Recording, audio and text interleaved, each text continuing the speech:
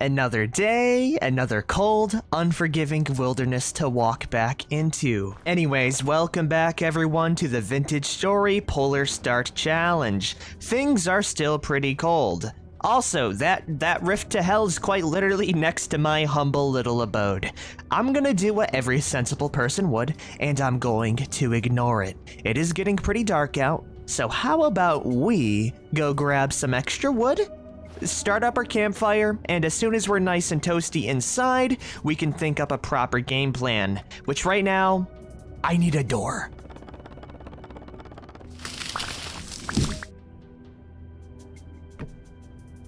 Now I feel a little bit safer. Plus, when I open it out, it actually opens out to the outside, creating like an airlock of sorts aside from the little top spot here, which is extremely nice. But yes, we finally have a workable door, and now that we have that, I think we should go and kind of add a little bit more furniture to this place because it's kind of depressing. And really the only furniture I can make right now is a couple of tool racks to put the stuff down that I'm not using. Dropping off my, I guess pickaxe? Axe. And that's really about it for now. But yeah, it's getting pretty cozy.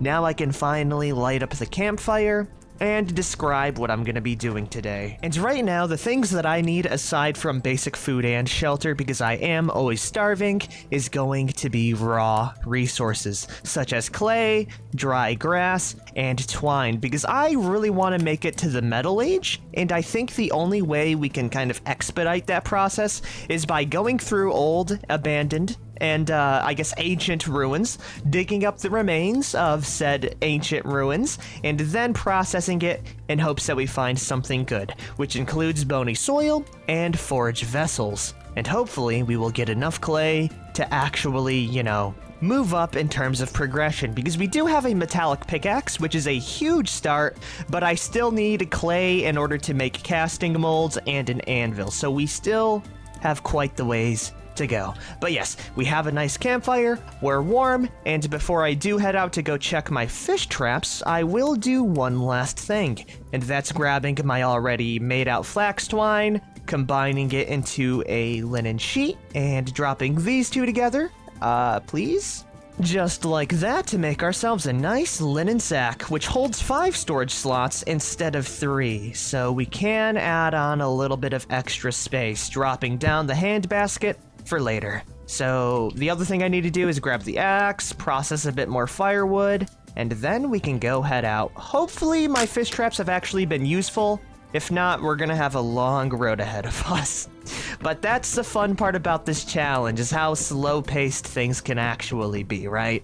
It's fun in a way. And judging from the nice silhouettes in the ice, it looks like our traps have paid off. We got ourselves a nice pike, a big old catfish, and last but not least, a small sunfish. For now, let's go cut these bad boys up into nice fillets, giving me 7 raw fish fillets to work with. We also did grab some ovulated fish eggs, which instead of eating or using as a trap, I'm actually going to throw it right back into the water, and there is a very good reason on why I need to do this. If you guys didn't know, lakes and other bodies of water have a set fish population to them, so I can potentially overfish an area, but if I throw these fish eggs back into the water, the population of the fish will slowly increase, thus making it to where my impact on the ecological system nearby won't be as harsh. But I will be keeping the rest of the fish fillets for food because, you know, we're a hungry, hungry boy.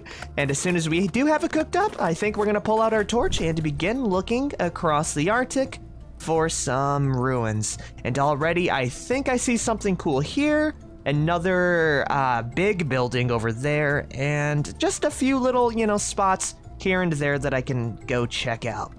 Aw, dang it looks like my fire pit ran out of juice as well. That's fine, because we did pack some extra firewood. And hey, another cool thing about Vintage Story is stuff like that. Because the embers were actually warm enough, all I needed to do was add on some extra firewood, and it immediately started it back up. That is attention to detail, man. And you want to know the cooler part? If I were to take off the logs right now, the food would still cook because of the residual temperature coming in from the campfire. It is very awesome. Alrighty, that's 6 more fish fillets cooked up. And while not as nutritious as the bushmeat, it will keep me alive for a little while longer. And while I was waiting for the fish meat to cook up, I did make myself an extra shovel so we can dig up even more snow and bony soil. Also, that is a copper, that's a copper deposit right here. Literally right next to my base.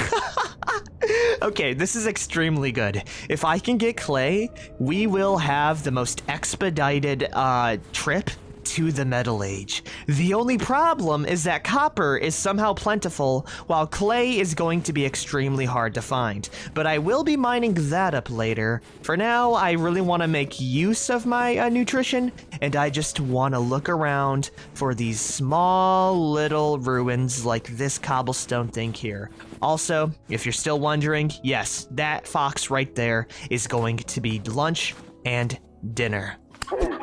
And I do have to thank you for giving me an extra few minutes to live. Also, another thing that I figured out, actually that you guys told me, is that I can grab... Okay, I thought a temporal storm was coming. We're okay. But yes, I can grab this raw red bushmeat. Hello there once again. You might be wondering why there was a massive cut and why I decided to restart the game, and that's quite simple. I had forgotten to remove a lot of the mods I had enabled that aren't enabled on this save here. So in order to try to save my game as fast as possible, I went ahead and removed them. But yes, I can turn this raw red bushmeat into jerky, which really isn't the best because it gives me less nutrition, but instead of using one morsel to bait a fish trap, I can instead use 4. By the way, if you're wondering what the mods were from, did you know that I stream on twitch.tv/privatelime? And speaking about those mods, I'm playing on a massive RP server with Vintage Story. So if you like this game, check out the Twitch channel. It's very cool and it has over like 70 players. Anyways, we are going to be killing the rest of the Arctic foxes along the area, digging out some ruins, and hopefully we will have quite the hefty haul. I mean, already we're getting, you know, raw bushmeat jerky, which is gonna be extremely good for ye old fish traps. So now it's time to speed things up by a little bit more, but I will keep you updated, and if I find anything cool, like clay. I would actually cry if I had found clay right now.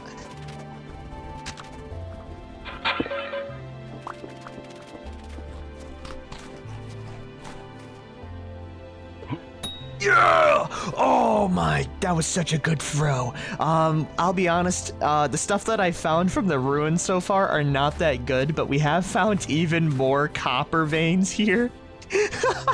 It is actually insane how much we found. I'm gonna leave it up here because it allows me to pickaxe it later, but so far we have found 8 bony soil, 7 cabbage seeds, 4 native copper nuggets. Overall, not that good. But looking around, there are a bunch of ruins around the area, which is what I really care about. And honestly, the only reason on why I'm updating you right now is because of how cool that throw was. By the way, if you're wondering why I don't throw the spears too often, it's because 1, I only have the 1 spear right now. Though honestly, that is terrifying how close it opened up to me. But the more I'm thinking about it, I think when we head back to my little base, with all of the new inventory space we have, I might make myself a set of 3 spears and just start rapidly throwing them. Also, don't mind me, bear. I just want the storage vessel here, which is even more ore, which is limonite. Iron bloom.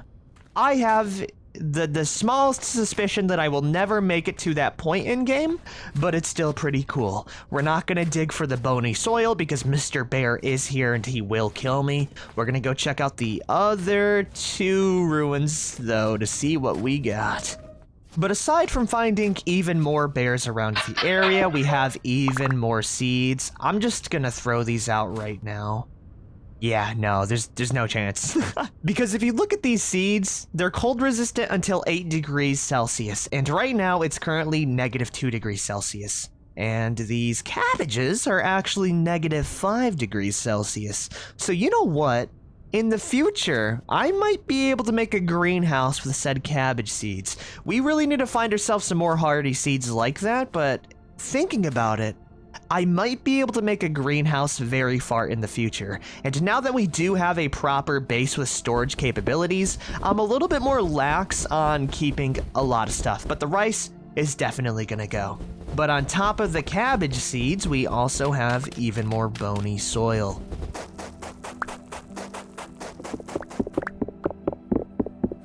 But boom, we have made it back, and already I'm gonna drop off our extra tools, and we are gonna go rebait the the fish traps right now. Also combining our raw hides with even more fat to make more prepared hides in the future.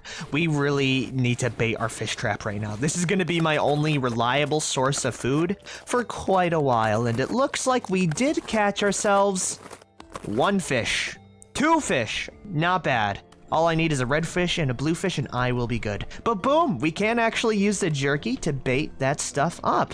Let's go run back, cure it up, cook up our food, and finally relax for the rest of the day.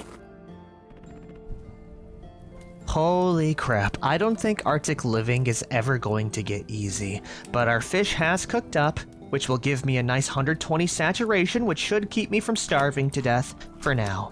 I also went ahead and dropped off our extra bony soil, giving me 25 in total, some of our copper nuggets, and lastly, our oiled hides. The first batch is about 50% done, and the second is about 2% done, so we are going to be waiting for those to cook up. And lastly, I think we go make ourselves an extra campfire in this corner here, just for a few more bits of storage capability, right? It's very important that I do have this with me, especially when I have all of this glacier ice and snow to throw right inside. Aside from that, though, I think it's about time I actually process the bony soil that I've been getting, as we have around 25 in total, and also the gravel on top of it. So as soon as my food is done cooking, I am gonna need to be near the water in order to properly pan through a lot of our material. So I'm thinking we drop down pretty close to the shoreline, about there. And as soon as we are down, I can go make myself a pan, and we can see what we have inside. Bony soil, by the way, has a lot of cool drops, including metallic javelin heads, arrowheads, and all sorts of bits and bobs. So yeah, that's gonna be the plan. We have a single cooked perch and 2 cooked red meat for our journeys ahead. We're gonna eat the red perch, grab a little bit of firewood, and begin with our plan. I also need to grab the axe. But yes, hopefully by doing this we will find some cool odds and ends that might help out my survival. Hopefully this small fire here that's being put out by the snow will keep me nice and toasty. So before I do anything else as well, I'm gonna go build a nice little like snow thing on top of here to stop any snow from dropping down and taking out the fire. But this should keep me pretty toasty because I am going to be panning for quite a while through all of this bony soil and granite gravel. And if you don't know, you actually have to be inside the water in order to pan properly. So having this fire nearby is going to be the only way I actually live. And the way I do make a nice little pan is by combining a large log and a knife. With this, all I need to do is drop down inside of the frigid water, dropping down the bony soil, and then sifting through it, just like that. Oh yeah, another benefit that I do have is that I'm extremely close to my fishing line, so while I am waiting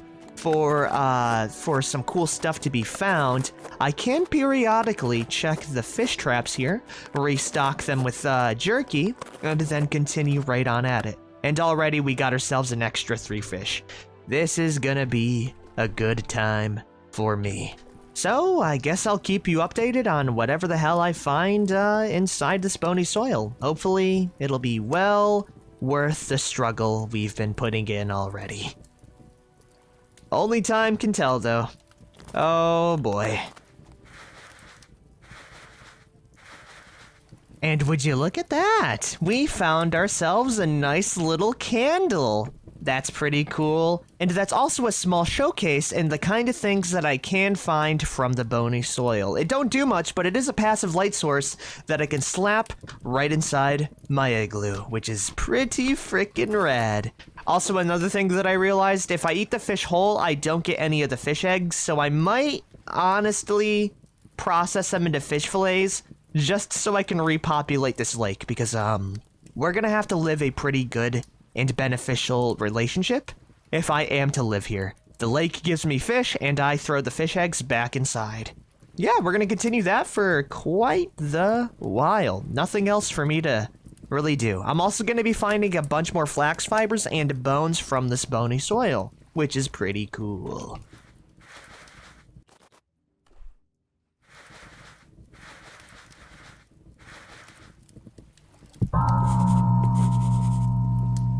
Well, I have about 12 bony soil left. I did find a book. Other than that, I found some random arrowheads, some bony soils, 2 rusty gears, which I will be keeping now. And that's about it. I'll be honest, it's been pretty lackluster. We have been getting some more fish fillets every now and then, but, you know, it's not that much. And I'm already worried that I've overfished the area, but I still have hope that they are still around because they still are eating the food off the bait hooks, right? Yes, if you guys didn't know, this game has lore. And not just any lore, Cthulhu-esque eldritch horror lore. So when I am done going through the rest of this 12 bony soil, I will read that as a treat. We still got a little bit more to go, and we have more than enough firewood to keep up our little shenanigans. Alrighty, I think that's gonna be more than enough. I do have 8 bony soil left, but I kind of realized I do want some of it around still, just so I have a means of placing down stakes for future trot lines, because, you know, it's very important that I do have a way of getting fish, and already I see another beautiful raw pike. But overall, I left with quite the profit. So let's go tally up how much stuff I actually have here. We have 2 rusty gears, 2 candles, not including the one on the floor, another aged lore book, 8 copper arrowheads, 6 flint arrowheads, 26 flax fibers, which equals about 6 flax twine. Let's go pick up everything and let's go head back home. Oh, hell yeah. So it's good to know that panning is a very real strategy. Give me my book back. Thank you. And let's go drop everything off, including the very nice looking candles. Also, it looks like the portal to hell is finally shut down, which is good because I'm going to be reading some forbidden knowledge right about now. And what better than having some candles to, you know, really set the mood, right? Oh yeah. Let's go drop the rest of my tools off as well, if I can help it. There we are. I added some more firewood. I also put in some extra twine, snow, glacier ice, seeds, and our arrowheads. Is that it? Yes, it is. Awesome. Now it's time to read some lore. We have the Diet of Kings, and we also have Breakdown. We'll start off with Breakdown first. I love the sounds that this game makes when you open up forbidden knowledge. Constant clamoring, people shouting, I'm worried. Things were quieter before. We had almost given up. Nobody spoke. We just desperately worked on the project. But now, it's almost time to wake it, and the people are excited. They're too excited. They don't know. They don't understand. I don't even understand it. What have we created? What greater doom have we wrought upon ourselves? We should have all died. Maybe we should have all just died when the rot came for us.